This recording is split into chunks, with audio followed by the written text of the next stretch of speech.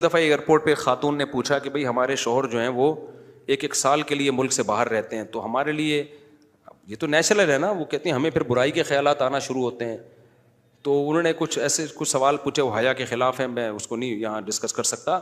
میں نے ان سے کہا میاں کے علاوہ آپ کے پاس کوئی راستہ نہیں ہے اپنی خواہش پوری کرنے کا.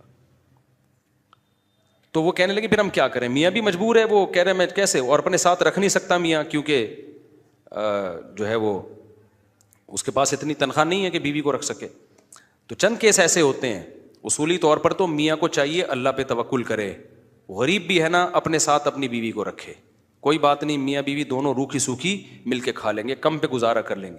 جو بیویوں کو چھوڑ کے ایک سال دو سال کے لیے باہر جاتے ہیں، یہ شریعت میں بالکل پسندیدہ نہیں ہے. اللہ نے بیوی کو صاحبہ کہا ہے، ساتھ رہنے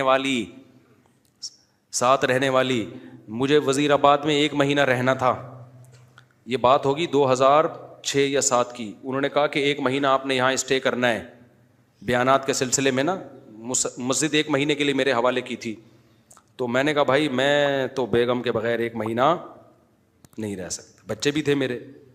تو میں نے کہا 1 مہینہ میں نہیں رہ سکتا، مجھے بیگم بچے چاہیے، ان کا بھی ٹکٹ دو تو میں یہاں رہوں گا ورنہ نہیں رہوں گا. تو انہوں نے پھر بیگم بچوں کا بھی ٹکٹ دیا. گھر والوں کے ساتھ رہ لیتے ہیں آدمی تمیز سے، ورنہ بیگم کے بغیر ہمارے لیے تو بڑا مشکل ہے اتنا لمبا عرصہ رہنا. مجبوری میں رہنا پڑتا ہے تو ایک الگ بات ہے، لیکن ہے مشکل کام. چاہے کتنے بھی آدمی کے میاں بیوی میں جھگڑے ہوں نا، نہیں رہ سکتا بھائی. تو 1 سال کے لیے پتہ نہیں کیسے رہ لیتے ہیں لوگ بیگم کے بغیر. ٹھیک ہے ان کی مجبوری ہوتی ہے، میں مانتا ہوں، لیکن اس میں کوشش کرو اللہ پہ توکل کرو. بیگم روکھی سوکھی کھا لیں گے، لیکن اللہ میاں نے بیگم کو صاحبہ کہا ہے قرآن میں. صاحبہ کا مطلب ساتھ رہنے والی. صاحبہ کا کیا مطلب ہے؟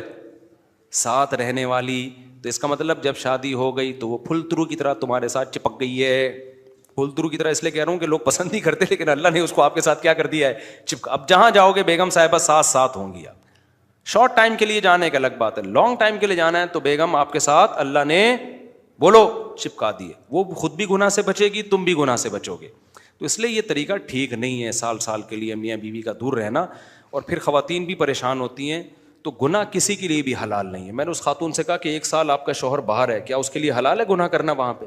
جب اس کے لیے حلال نہیں ہے تو آپ کے لیے بھی حلال نہیں. تو اللہ میاں نے صرف یہی رکھا ہے کہ ایک دوسرے کی خواہش پوری کر سکتے ہیں میاں بیوی، اس کے علاوہ ان کے پاس کوئی آپشن نہیں ہے.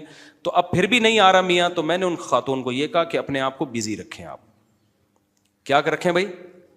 کوئی پازیٹیو ایکٹیویٹیز میں اپنے آپ کو کھپا دیں. ایسی موویز تو ویسے بھی ٹھیک نہیں ہے دیکھنا، خاص طور پہ فحش موویز دیکھنا، اور ٹک ٹاک پہ صبح و شام بے حیائی.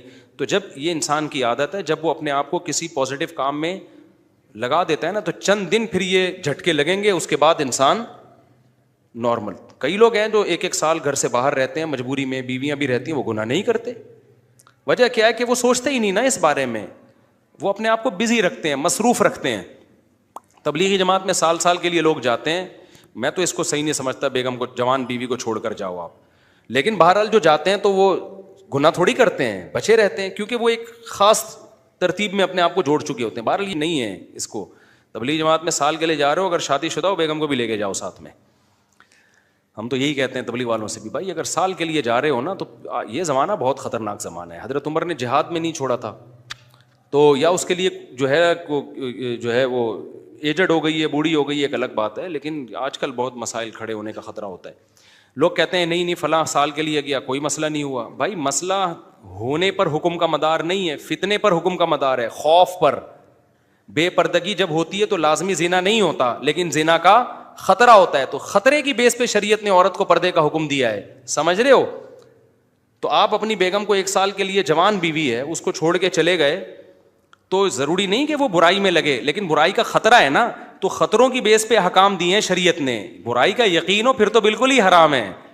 تو خطرے کی بیس ہے، خطرہ اس بات کا. اس لیے اتنا لمبا بیگم کو چھوڑ کے جانا ٹھیک. اور میں آپ سے بتاتا ہوں، دیکھو جس کو بیوی کے حقوق دینے ہو نا، اپنی بیٹی کو سامنے رکھ کے سوچ لے.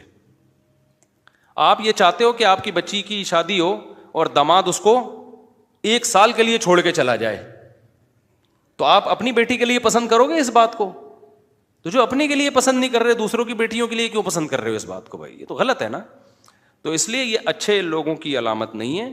ہاں تبلیغ میں اللہ کے لیے قربانی دے رہے ہوتے ہیں، لیکن بیگم کو بھی لے جاؤ یار. سمجھتے ہو کہ نہیں سمجھتے؟ یا پھر شادی کے بغیر پہلے سال لگا لو، شادی کی ہے تو پھر بیگم کو ساتھ لے کے جاؤ.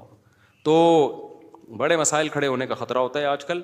تو اس لیے اس میں جب، اور اگر نہیں ہے کوئی صورت نہیں بن رہی ہے تو پھر اپنے آپ کو مثبت ایکٹیویٹیز میں اتنا کھپا دو. تو میں آپ کو گارنٹی سے کہتا ہوں چند دن چند مہینوں کے بعد آپ کے دماغ سے وہ خیالات نکل جائیں گے. تو آپ مصروف کر دو گے اپنے آپ کو. لیکن اس بیس پہ آپ کے لیے کوئی بھی گناہ حلال نہیں ہے، گناہ حلال نہیں ہوگا آپ کے لیے. اچھا بھائی، طاہر شمیر رحیم یار خان انٹرچینج سے جب بھی گزر ہو میرے پاس کھانا کھا کے جائے.